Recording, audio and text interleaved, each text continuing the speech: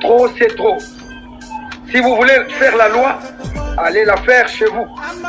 Vous aurez tout le loisir d'imposer vos règles et vos lois dans la République de Kabeya-Kamwa. Là-bas, vous pourrez faire tout ce que vous voulez. Mais ici au Katanga, vous devez suivre scrupuleusement nos coutumes. Frère Kassaya, entendez-nous bien. La réconciliation que Monseigneur Fulgence Mouteba nous avait demandé d'observer, c'est terminé. Si par malheur, il arrivait qu'un seul cheveu de notre cardinal ou de notre archevêque ou de tout autre fils et fils du Grand Katanga soit touché, vous allez voir de quelle voie nous, jeunesse du Grand Katanga, nous nous chauffons.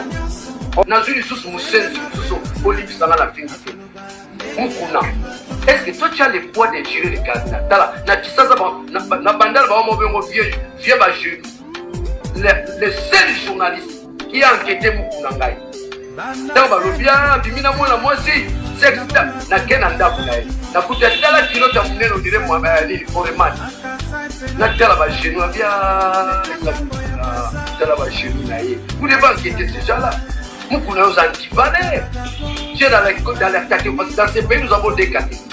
Les immoraux et les moraux. Dans vos oïbas, dans vos okosa, dans vos okumis, un régime au peuple, parce que vous avez fait la S. Ils ont okumis, c'est pour nous en pas d'abolia. Vous avez mouillé. Hein? Vous moutez tout. Moukouna, ils ont fait la candidat. Ils ont dit qu'ils ressemblent à l'église de Bissonius. Là, c'est une église, on les a foyés. Foyés à Bandal. Hein, vous moutez tout. Moukouna, ils ont passé. Aujourd'hui, les églises de réveil voulaient vous constituer en dynamique pour s'opposer à l'église catholique. Moukouna, est-ce que toi tu as le poids de gérer les candidats?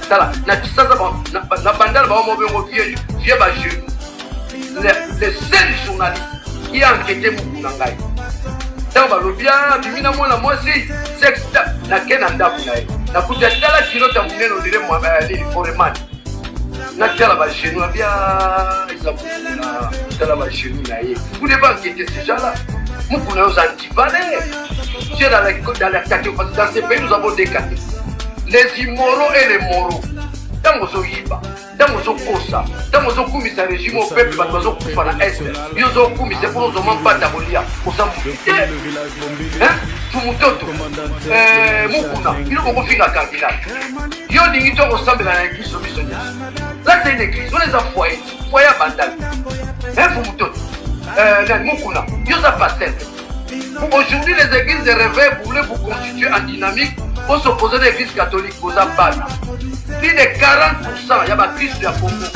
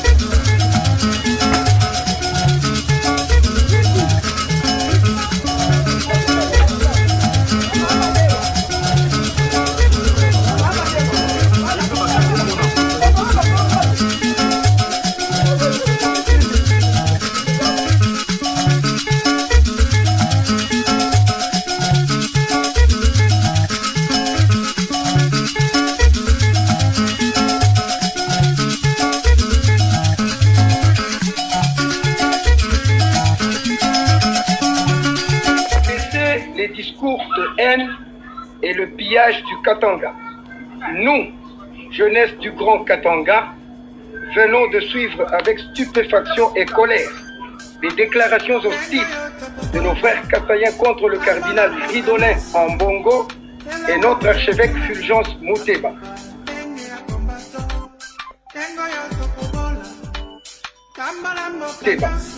Frères Kassayens, nous vous demandons d'arrêter les injures et l'orgueil. Arrêtez vos discours de dénigrement et de haine Qui êtes-vous pour vous permettre de discréditer nos autorités religieuses? De quel droit vous vous permettez d'insulter le cardinal Fridolin Ambongo et notre archevêque Fulgence Moutéba?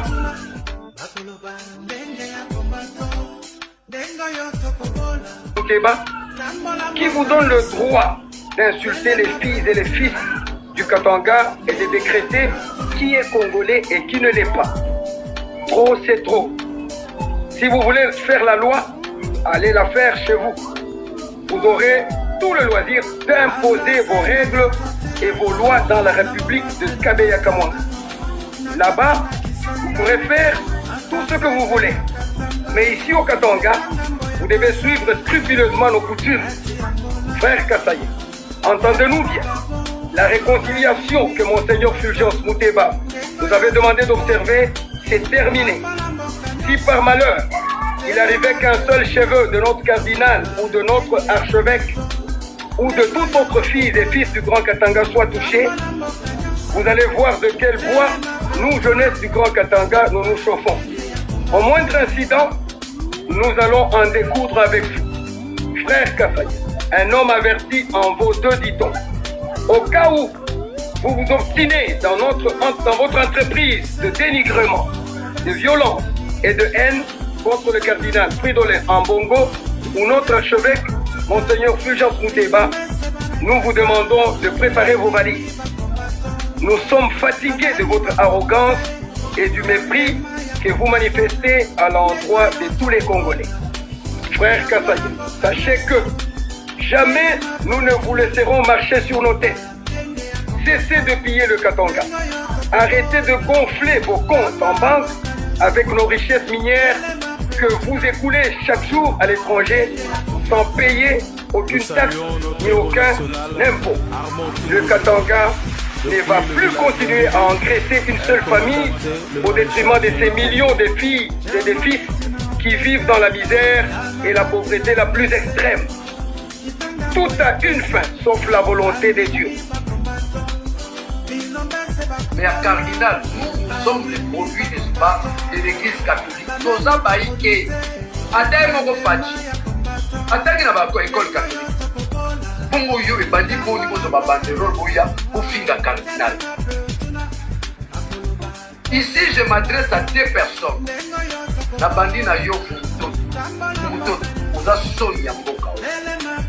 Ceux qui ont Fumuto, Moleka, la TV, au fin de Cardinal, entre qui on a fait la troisième fois, il y a du poumon. Hein? En bon français, on doit appeler un transhumant. Ça vient du mot transhumance. C'est lui qui a les comportements, n'est-ce pas, de la transhumance. On l'appelle transhumant. Voilà la mission aux gens d'abord comme ça. Pour mon temps, on peut un transhumant. Azala qui n'a mission là. Oui, putain. Toi, c'est Pelagana. Il était du moment où Bagata François m'a fait à ma faute, comme il était dans l'opposition là. Un très mauvais français. Si les plans linguistiques, tu es nul, monsieur. Donc, ça, l'indiqué, il sonne. Oh les gars, moi, je fais la science. Science, c'est pas on a ma faute d'autres linguistes. Yo, science, c'est pas sans morale. Oh, alors, science, c'est sans conscience, n'est que ruine de l'âme. Alors, on a un rassemblement. Bango de Batraïsa Bisso. Bakenda na bakamere. Na oya. Basombi bango lokola bamapa. Le gouvernement Sami Badiba. Basombi kamita sombi Sami Badiba.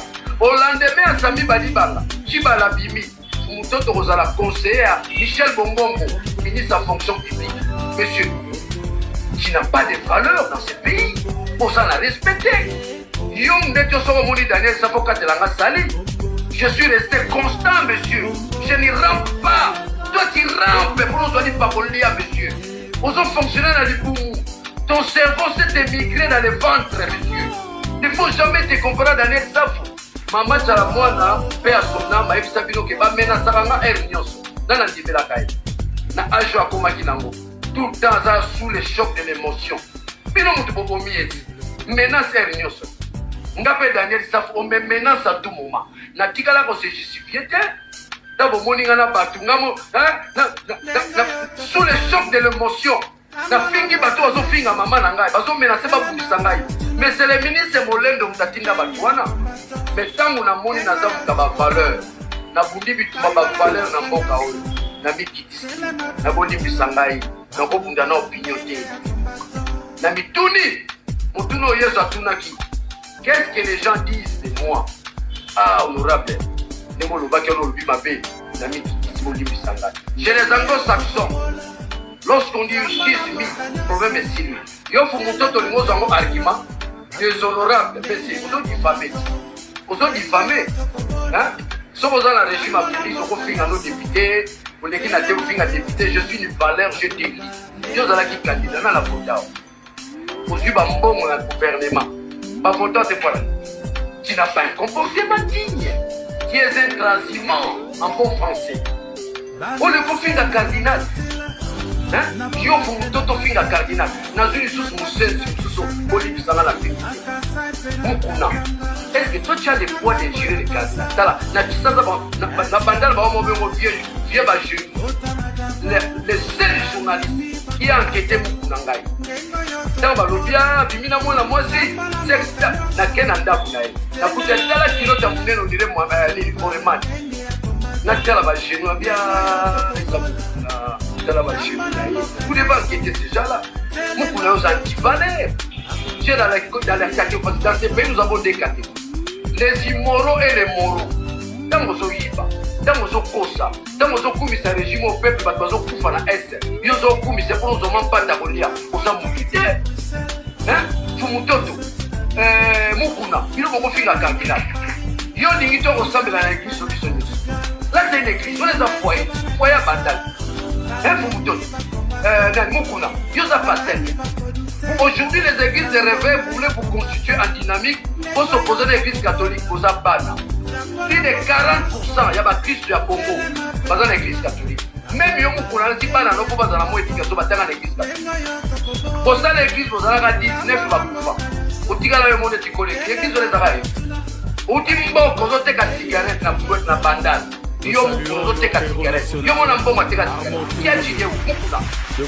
Quel est ton niveau d'études, monsieur? Parce que tu parles avec des forces de l'église. Autant d'avoir. Le diplôme de tous à combien? Un bon moyen de doctorat. C'est un professeur. Azala Kiré, à combien évêque, à combien on a créé cardinal.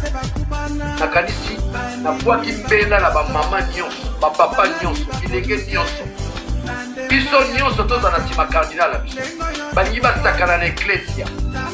Balingi basakana na ecclesia. Nous allons mettre en place partout. Ma chaîne ne touche pas mon cardinal. Bino nyonso na ba réseaux sociaux. Ba réseaux sociaux mo telema pour la cardinal. Ambongo. Mobali ya solo. Mobali. Oye ba ngo bandali. Pour le mot d'ambongo au côté là. Aboluka lipa pantalon rolata Tony. L'église a connu des combats et des combats. Vous ne connaissez pas l'histoire de l'église. L'église était combattue par les rois et les empereurs. Bakweya, comment yo mukuna, moueloko. Pour ça l'église catholique. Leur koso, on ne voit pas Kabila. Leur koso, on ne pas Félix. Leur koso, on ne voit la sabane sur leur koso. Yo fukuto. C'est un transhumant. C'est un transhumant. On suit vos émissions. C'est dans la flatterie. Mboko sont au niveau de Bokozi. Des marches des Aramok. Dans la flatterie. Yemba. J'allais le combat si la gagne. Il n'en fait pas. J'allais le il n'en fait pas. Pas nommé. Monsieur, il y a des gens qui ne rampent jamais. Daniel Issafou n'a jamais rampé. J'ai combattu le régime de Kabila. Je combats le régime de Félix. Sans honte, sans peur. Avec la force des ancêtres. Qu'il goûte, qu'il goûte, qu'il goûte, qu'il goûte, qu'il goûte Philippe, qu'il goûte, qu'il goûte ta tête, goûte ta tête. Vous ne savez pas ce en bon, on va dans la famille. Puis on va dans la boutique en bon. Je lance un appel. Dans le Congo Nyoso, dans Bangala Nyoso, dans l'intellectuel Nyoso, dans Bachouali Nyoso, Bicolo Nyoso, dans Simambongo. C'est un cardinal aimé, il est intelligent, il a la capacité cognitive. Yo François Mabé. t'exprimes très mal. Si le plan linguistique, monsieur, qui n'a pas été bien rodé, qui va voter à Iniki, ils sont tous aux abattus à Iniki, on a à Iniki. Monsieur, tu n'as pas bien suivi ta formation. Il y a aussi la science po. Les politologues disent, ce sont les politologues qui construisent l'État. Alors, il y a aussi la science po. Tu constates que ton pays est en destruction.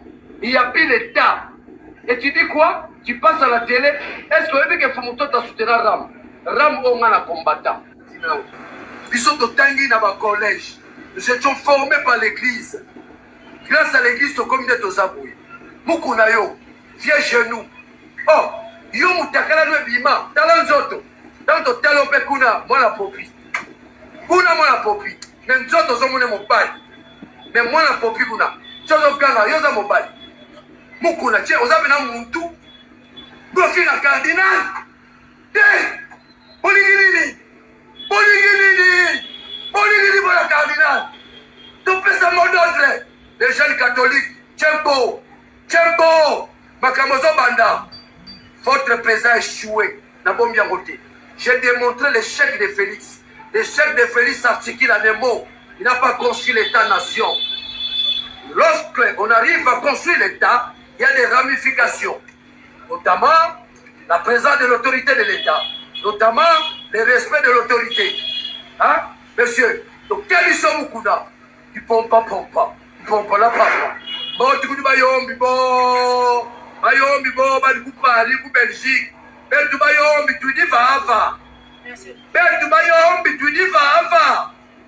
Bandegolanga 10 secteurs. Basiluosi, Kimpese, Matali Boba, Guider Rabilo, Sekebanza, Banden Congo. Après mon dansé, mes aïeux, moi, à la bino. Après mon dansé, M. Daniel Saf. Nous allons valoriser les Nkongo dans ce pays. Tu dis va, Beltu Bayombi, Basi Disi, Basi Kai Musigini, Basi Singini, Basi Lubolo. Tu dis va. Tu dis va. Oh Bayombi, tu dis va. Kadi Punukan, tu dis va, Mino Nuanen. Tu l'as nous bien au Kutuala, tu dis va. Fumutoto. Intransimant. Aux autres la partout pour la relever au dia. Di Pumu, sans qu'il s'en aille à la Rosunayo. Tout tambola bongo. J'ai une honte pour la Mbokao. Puis ça va falloir. Nazana passe nanga. Mais je reste fidèle à mon idéal. Je dois atteindre l'idéal. Quel est mon idéal? La construction de l'État-nation. Je peux vous atteindre la classe en fou. Dans tout le monde, tu dis pas, tu vas yombi, tu dis pas. On est de Mukamba. Tu vas yombi, tu mets ton ensemble, ben. Tu mets ton ensemble, ben. Tu vas yombi. Tu ton ensemble, ben. Wabu tumebo tono ba sambe. Tu dis va.